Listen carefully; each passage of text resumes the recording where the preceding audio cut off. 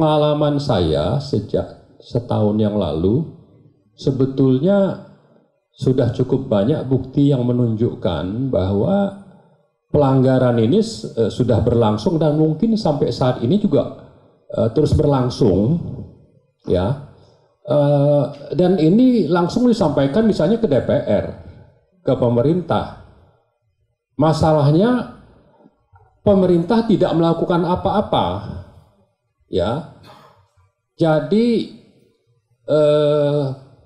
gugatan kita sebetulnya terutama itu pasti ke pemerintah kita duluan, baru ke perusahaan asing tadi, atau kalau mau ya paralel dua-duanya. Masalahnya kalau sudah disampaikan setahun yang lalu masih terus berlangsung, itu artinya bahwa perusahaan asing ini merasa aman, merasa dilindungi, tidak diapa-apain meskipun mereka terus melakukan pelanggaran. Saya kira itu mungkin ya logika berpikirnya, bahwa ini sebetulnya sama saja antara yang berkuasa dengan investor yang datang ini, yang memang banyak melakukan kejahatan ini, kelakuannya sama.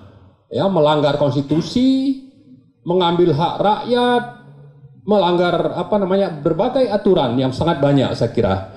Jadi karena itu saya sedikit saja nih membrief ya, sedikit saya mengingatkan November 2021 itu Pak Jokowi tampil begitu pede, membanggakan bahwa tahun ini katanya akhir sampai 2021 Desember Indonesia akan menerima sekitar 20 miliar dolar. Dari mana? Dari larangan ekspor biji nikel. Nah, saya sempat menanggapi itu. Beliau waktu itu mengklaim ada 4 hal yang akan diperoleh dari sana. Pertama, itu ada investasi masuk. Kedua, ada nilai tambah katanya 10 kali. Ketiga, ada peningkatan penerimaan negara. Ya mungkin yang 20 miliar itu mungkin menurut asumsinya Pak Jokowi. Kemudian ada penciptaan lapangan kerja. Nah, beliau mungkin tidak sadar bahwa kalau dari yang paling sederhana, ya kita bicara soal tenaga kerja saja, itu justru mayoritas lebih banyak TKA dibanding perusahaan pekerja pribumi sendiri. Jadi jangan lagi kalau kita bicara soal penerimaan negara, karena seingat saya untuk kasus nikel ini investor itu mendapat cukup banyak fasilitas, ya.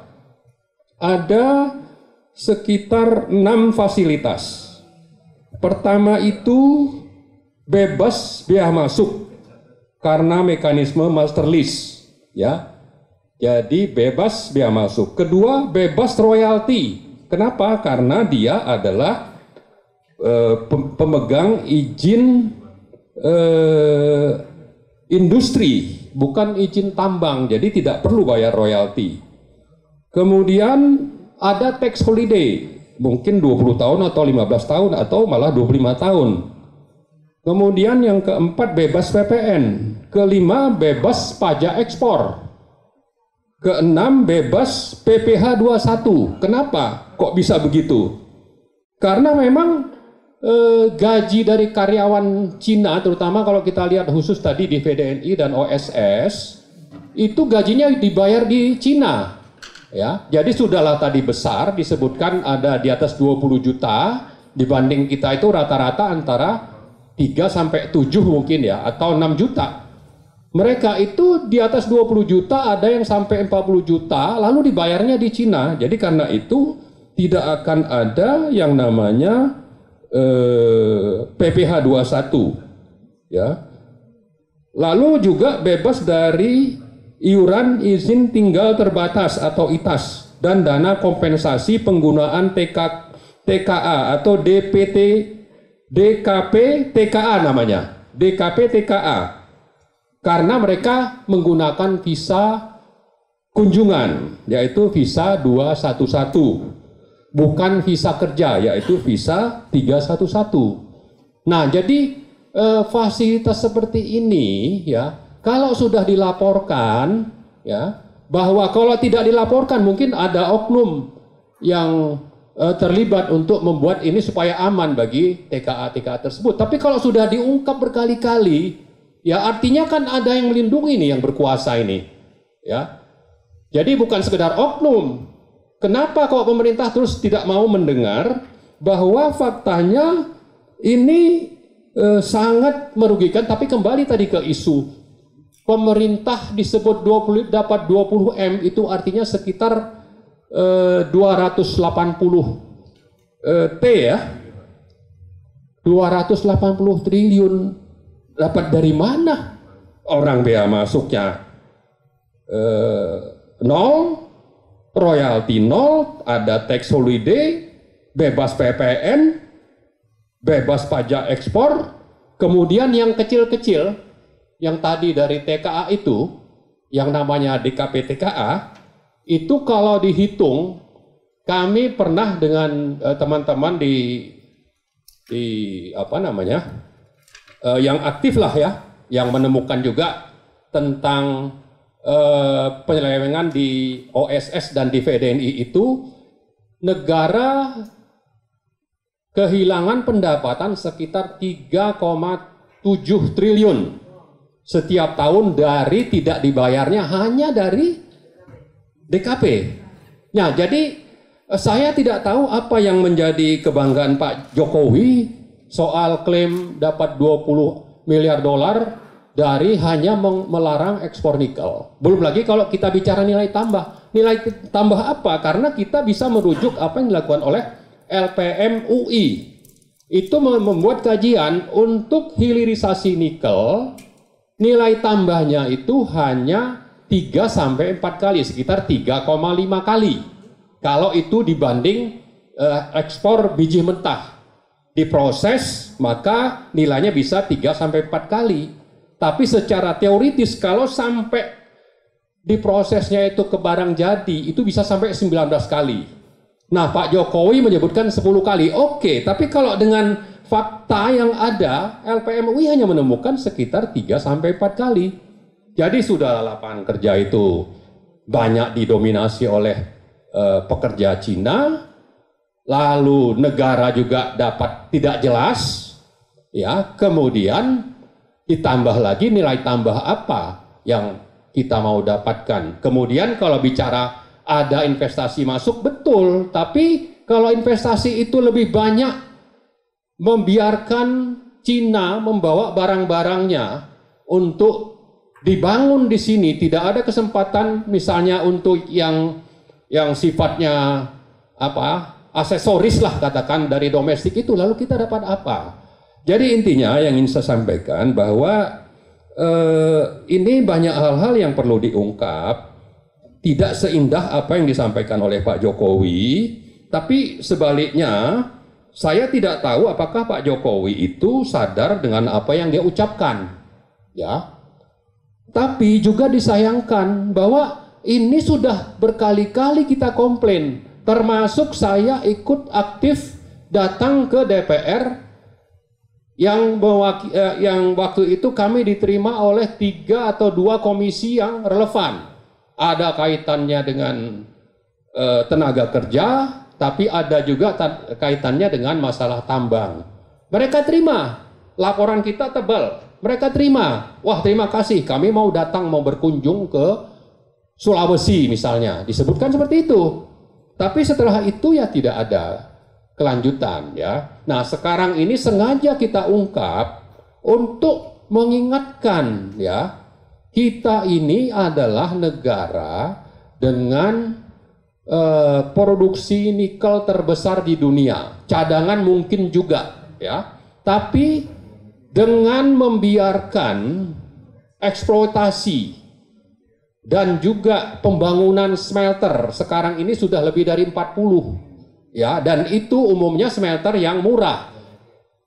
Artinya apa? Artinya kalau ada waste dari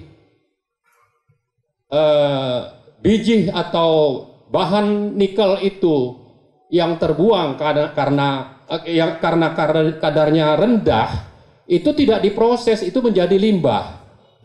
Karena apa? Karena smelternya memang tidak mampu. Nah, kalau mau memproses yang kadar rendah juga, maka harus dibangun smelter yang lebih mahal, dan itu belum jadi. Memang ada rencananya, Tapi yang ingin saya katakan adalah cukup banyak waste dari tambang-tambang nikel kita, sehingga kalau kita membanggakan bahwa nikel ini akan menjadi salah satu kontributor untuk industri baterai mobil, ya, kita tidak tahu apakah akan bertahan cukup lama sampai 40 atau 50 tahun, karena faktanya dengan begitu banyak penambangan, begitu banyak smelter, yang kita hitung hanya sekitar antara 14 sampai 20 tahun, dan itu data resmi yang kita terima dari Kementerian SDM. Jadi sudahlah tadi kita punya masalah di sektor tenaga kerjanya, tapi kita juga masalah tentang keberlanjutan sumber dayanya, karena memang kita jor-joran membiarkan siapa saja yang ingin invest, ya, tapi tidak dengan prinsip good mining practice, lebih kepada mengejar untung besar secepat mungkin. Mau negaranya dapat untung besar itu tidak dipedulikan, mau lingkungannya rusak itu tidak dipedulikan, mau ada ketahanan mineral nikel ke depan itu tidak dipedulikan. Yang ada adalah apa yang ada di depan mata ini benar-benar terus dilahap saja. Tapi yang disayangkan bahwa ternyata meskipun ini sudah diperingatkan berkali-kali, ya, kepada penyelenggara negara, terutama kepada pemerintah, juga ke DPR, kelihatannya ini hanya dianggap sebagai angin lalu, ya. Jadi karena itu kita tidak tahu apa yang harus kita lakukan, tapi yang jelas kita tidak akan berhenti, ya. Mudah-mudahan ini nanti teman-teman media bisa membantu kita menyadarkan orang-orang yang berkuasa itu bahwa kita ini sebetulnya sudah dilecehkan, ya. Kita ini sudah jadi pecundang. Kita yang punya barang, orang lain datang, kita persilakan untuk ambil suka-suka, lalu kita dapat itu ala kadarnya saja gitu. Ini sangat menyedihkan, ya. Belum lagi kalau kita bicara tentang lapangan kerja yang memang sangat dibutuhkan. Nah, karena itu saya berharap ini bisa menjadi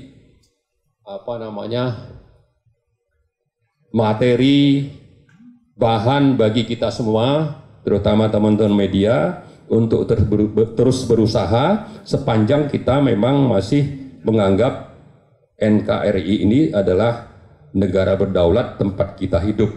Kecuali kita menganggap bahwa mungkin investor Cina atau oligarki itu lebih penting. Kalau itu lain lagi ceritanya, ya. Nah, terakhir sekali saya ada rekomendasi ini, ya. Jadi kita berharap sebetulnya pemerintah itu dengan fakta yang ada selama ini itu bisa sebetulnya menjadikan VDNI dan OSS ini atau manajemennya itu sebagai tersangka untuk diusut secara tuntas. Ini memalukan bagi negara Indonesia, tapi sekaligus menginjak-injak kedaulatan negara kita. Kita mau dibuat seperti itu. Saya kira kita semuanya di sini tidak akan mau. Tapi kok seolah-olah kita berteriak ini tidak pernah sedikit pun digubris, ya. Jadi sekali lagi kita ingatkan, tolong ini kejahatan, ini bukan sekedar penyelewengan kecil, ya. Kemudian supaya juga pemerintah itu siapapun dari TKA yang melanggar hukum masuk dengan visa turis lalu tidak membayar pajak yang harusnya dibayar, tadi saya sebutkan sekitar 3,7 triliun setiap tahun dari sektor nikel ini supaya diusut tuntas dan harus diberlakukan surut, ya, diproses saja, diperiksa itu semuanya, ya. Kemudian yang terakhir adalah bahwa kita berharap, karena ini juga menyangkut masalah Hankam, ya, maka pemerintah dan DPR ini untuk mengawasi, memeriksa berbagai aktivitas dan investasi Cina guna menjamin terhindarnya negara dari ancaman rekayasa sistemik militer dan geopolitik Cina. tadi juga sudah disinggung oleh Pak Antoni dan juga Bu Mirah, dan ini bukan masalah kecil, kecuali kita memang mau menjadikan Indonesia ini sebagai salah satu remote province gitu ya, provinsi jarak jauh Cina, ya oke, kalau itu lain lagi ceritanya. Karena saya juga pernah menulis soal masuknya kapal Cina, kemudian ngancam-ngancam eksplorasi minyak di Natuna Timur, itu pemerintah malah tidak ada suaranya satupun bahwa itu sebetulnya harusnya diprotes keras. Tapi justru masuknya kapal Cina, itu kapal perang lagi ya. Saat itu saya nulis sampai 2 kali, tapi tidak ada itu dari kita sikapnya yang jelas seperti apa. Nah, ini bisa saja menjadi indikator bahwa memang jangan-jangan ini kita nanti jadi provinsi keberapa dari Cina nanti gitu ya.